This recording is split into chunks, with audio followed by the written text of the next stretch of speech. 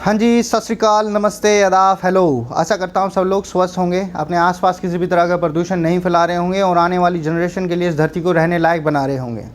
आज मैं आप लोगों के साथ डिस्कस करूँगा क्रिमिनल प्रोसीजर कोड 1973 के सेक्शन 154 के बारे में, जो कि डिस्कस करता है about information to cognizable offences. देखिए, ये जो सेक्शन है ये बताता है कि भी प्रोसीजर ऑफ एफआईआर क्या रहेगा, एक एफआईआर कैसे रजिस्टर होगी कॉग्निजेबल ऑफेंसेस के अंदर। कॉग्निजेबल ऑफेंसेस कौन से होते हैं? देखिए, दो तरह के ऑफेंसेस होते हैं, एक कॉग्निजेबल ऑफेंस होता है, दूसरा नॉन कॉग्निजेबल ऑफेंस होता है। कॉग्निजेबल ऑफेंस के अंदर क्या होता है कि भी पुलिस खुद से संज्ञान ले सकती है, पुलिस खुद से एक्शन ले सकती है, वहाँ पर मजिस्ट्रेट की ऑर्डर की ज़रूरत नहीं है। नॉन कॉग्निजेबल के अंदर विपरीत होता है, यहाँ पर मजिस्ट्रेट की ऑर्डर की ज़रूरत पड़ती है। अब आप जैसे आम नागरिक जो लोग हैं, जिनको लॉ के बारे में नॉलेज नहीं है, वो ये तो है नहीं कि भी अब अपराध उनके साथ कोई ऑफेंस कमिट हो गया है, कोई अपराध घटित हो गया उनके साथ, तो वो इंडियन पिनल कोड खोल के बैठेंगे और देखेंगे कि मेरे साथ कौन सा अपराध हुआ है, ये कॉग्निजेबल है क्या नहीं, ये नॉन कॉग्निजेबल है क्या नहीं। तो आप ये नहीं कर सकते, आपसे नहीं हो पाएगा, ठीक है, आपसे नहीं हो पाएगा। तो इसके लिए क्या है कि भी आपको एक वकील, अच्छे वकील की, मेरे जैसे अच्छे वकील की एडवाइस की ज़रूरत पड़ेगी। उसके लिए आपको पैसे भी पे करने पड़ेंगे, मेरे को या किसी को भी। आपकी एफआईआर दर्ज नहीं होगी अगर आप जा रहे हैं पुलिस स्टेशन में स्ट्रेट अप अपनी कहानी लेकर, नहीं होगी। पुलिस आपको भेज देगी वापस, कुछ ना कुछ करके भेज देगी, हरास कर सकती है आपको। अच्छे पुलिस ऑफिसर जो उनसे होंगे वो आपकी स्टोरी को सुनेंगे, आपको वो मतलब प्रोवोक करने की भी कोशिश करेंगे वहाँ पर कि भी नहीं ऐसा नहीं हो सकता, तू खुद गया होगा, तूने खुद किया होगा, मतलब आपको विक्टिमाइज करने की कोशिश करेंगे और आप तंग होकर वापस आ जाएंगे, हाँ ये पुलिस मेरी तो सुनती नहीं है, मैं क्या करूं। तो क्या करेंगे आप? वकील को लेके जाएंगे? नहीं, मैं आपको आज रास्ता बताता हूं क्या है। देखिए, जो इन्फॉर्मेशन टू कॉग्निजेबल ऑफेंस, अगर पुलिस को आपने एफआईआर दर्ज करवानी तो सबसे पहले क्या करिए, आप एक अपनी लिखित कंप्लेंट लिखें, लिखित में लिख लें या किसी से लिखवा लें। डेट, टाइम, नेम, एड्रेस, ये चारों चीज़ों को कंक्लूड कर कर एक एफआईआर लिखें, सीरीज़ वाइज। सिर्फ वही चीज़ लिखनी है जोन सी हुई है, फालतू की चीज़ कुछ नहीं लिखनी है। पता लग जाता है उन्हें, पुलिस वालों को, फालतू की चीज़ जब लिखी होती है। सब जानते हैं, वो 3600 केस आते हैं उनके पास, जिनके 3600 केस एफआईआर दर्ज करवाने के लिए, जो कि लोग ऐसे हैं जो ईगो के अंदर आते हैं एफआईआर दर्ज करवाने। मैं तो देख लूँगा इसको, तो मैं देख लूँगा इसको, तो चक्कर कटवाऊँगा थाने के, ऐसे लोग हैं कई, ईगो। सबसे ज़्यादा जो एफआईआर दर्ज होती हैं वो ईगोइस्टिक मामले के अंदर होती हैं। अपराध जो होते हैं उनके बारे में तो होती ही नहीं है। वुमेन पुलिस स्टेशन चले जाओ आप, वहाँ पर लेडीज़ हैं, जब उनके साथ जितना अत्याचार घर पे हो रहा होगा तो बाद में तंग होकर, फिर आपको पता है जब औरत जब तंग हो जाती है ज़्यादा तो फिर माँ दुर्गा का रूप धार लेती है और थाने में आ जाती है। फिर बंदे वहाँ पर जो महिषासुर और भैंसासुर जैसे होते हैं, फिर वो हाथ जोड़ के कहते हैं चलो देवी जी चलो माफ़ कर दो। ऐसी भी हरकतें होती हैं।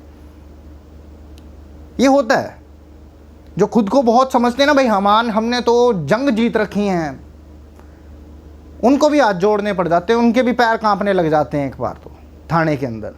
भाई पुलिस वालों की खातिरदारी बहुत अच्छी होती है, हर कोई नहीं उनकी खातिरदारी ले सकता। खिलाते बहुत हैं, बहुत खिलाते हैं, और ऐसा हट्टा कट्टा कर देंगे आपका शरीर की भी आगे से किसी चीज़ का आपको सहन ही ना हो, कोई चीज़, मतलब आपको पता ही ना लगे भी हो क्या रहा है लाइफ के अंदर। तो उस चीज़ को, कंप्लेंट को लिखें और लेके जाएं पुलिस ऑफिसर के पास, उसे बताएं कामली, मतलब ठंडे सब आपके साथ बात करनी है। ये नहीं है कि भी उसको बताने लग जाओ कि भी मैंने तो गुरजंट सिंह, एडवोकेट गुरजंट सिंह की वीडियो सुनी थी और वो ऐसे कह रहे थे, ऐसे कर दो, ये है वो है, ऐसा नहीं। कामली बैठो वहाँ पर, ये काम हमारा है।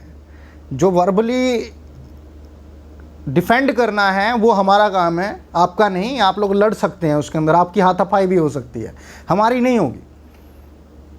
तो वहाँ पर आप वो चीज़ दें उस पुलिस ऑफिसर को, कामली सिचुएशंस के बारे में बताएं, जो सर्कमस्टेंसेस थे उसके बारे में बताएं। वो खुद देखेगा कि भी कौन सा ऑफेंस अट्रैक्ट हो रहा है इस चीज़ से, फिर वो आपकी एफआईआर भी दर्ज करेगा, आपको पढ़कर भी सुनाएगा, आपसे साइन भी करवाएगा कि भी साइन कर दीजिए सर, आपकी एफआईआर रजिस्टर।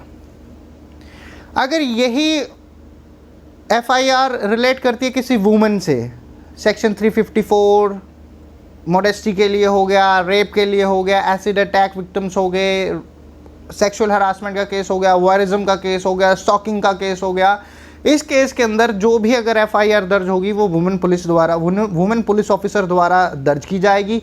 और अगर इसी केस के अंदर मान लीजिए कि भी जो वुमेन है वो फिजिकली और मेंटली डिसेबल है, तो उसके घर पर जाकर पुलिस जो है उस एफआईआर को रजिस्टर करेगी और जो एफआईआर की कॉपी है फ्री ऑफ कॉस्ट मिलेगी, कोई पैसा देने की ज़रूरत नहीं है। अब रही बात कि भी पुलिस ऑफिसर आपकी एफआईआर लिखी नहीं, आपकी कंप्लेंट भी नहीं सुन रहा है, आपकी बातों को ही नहीं सुन रहा है, इग्नोर कर रहा है, चल ठीक है मैं जा रहा हूँ, चाय पी के आ रहा हूँ, अभी मेरी ड्यूटी का टाइम हो गया, मैं गश्त पे जा रहा हूँ, तो क्या करें? पुलिस आपको बारी बारी टरकाए जा रही है कि भी जा यार, छोड़ना, क्या करोगे जी, समझौता कर लो, कचहरियाँ के चक्कर काटोगे जी, ये है वो है, ये बातें करेगी पुलिस आपके साथ। और आप में भी कई बातों में आकर समझौता भी कर लें, थोड़े बहुत 30-40 हज़ार रुपये लेकर एक ऑफेंस के कि भी कहोगे चलो ठीक है मैं नहीं पर्चा दर्ज करवाता, आप मेरा समझौता करवा दीजिए, वहाँ पर 60-70 हज़ार रुपये लेकर आप वापस आ जाएंगे। ऐसे क्या होता है, जो अपराधी है उसकी और ज़्यादा अंदर मतलब यूँ हो जाता है कि भी पूरा लैब ही अब तो 60,000 में ये गेम आपने चेंज कर दी, 60,000 और कहीं दे दूंगा, उसको अपराधी जो है वो प्रोत्साहित होता है और वो खुल जाता है क्राइम करने के लिए भी, पैसे देकर अब कम बन जाएगा, मेरे को क्या चक्कर है। तो इसलिए कहा जाता है कि भी अपराध जो है, अगर आपके साथ कोई भी अपराध घटित हुआ है उसके बारे में शिकायत ज़रूर करें, ताकि हम सोसाइटी के अंदर पीसफुली रह सकें, आसपास के जो लोग हैं वो पीसफुली रह सकें और पुलिस अपना काम कर सके। अगर एफआईआर दर्ज नहीं कर रहा है पुलिस वाला, तो आप जो सुप्रिंटेंडेंट ऑफ पुलिस है उसके पास जाकर अपनी इंफॉर्मेशन को दे सकते हैं। वो या तो खुद उस केस को इन्वेस्टिगेट करेंगे या फिर वो अपने किसी सबऑर्डिनेट ऑफिसर को इस केस के बारे में बताएंगे और कहेंगे भी आप इन्वेस्टिगेट करें इस केस के ऊपर। सुप्रीम कोर्ट का केस है एक ललिता कुमारी versus government of Uttar Pradesh, जहां पर यह कहा गया था कोर्ट द्वारा कि जो सेक्शन जो है ये मैंडेट करता है पुलिस ऑफिसर को एफआईआर रजिस्टर करने के लिए कॉग्निजेबल ऑफेंसेस के अंदर स्ट्रेट अप।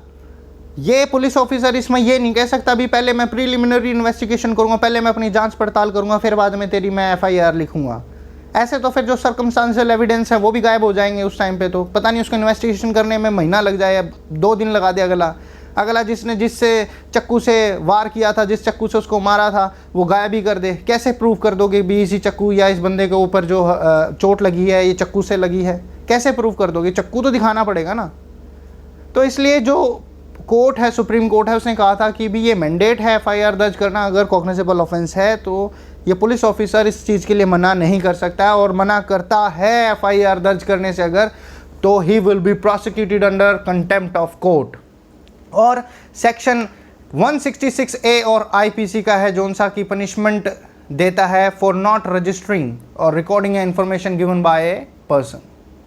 आशा करता हूँ आपको ये जानकारी लाभदायक लगी हो। आने वाली ऐसी जानकारियों के लिए चैनल को सब्सक्राइब कर लें और शेयर ज़रूर करें अपने दोस्तों के साथ अगर आपको ये जानकारी अच्छी लगती है। धन्यवाद।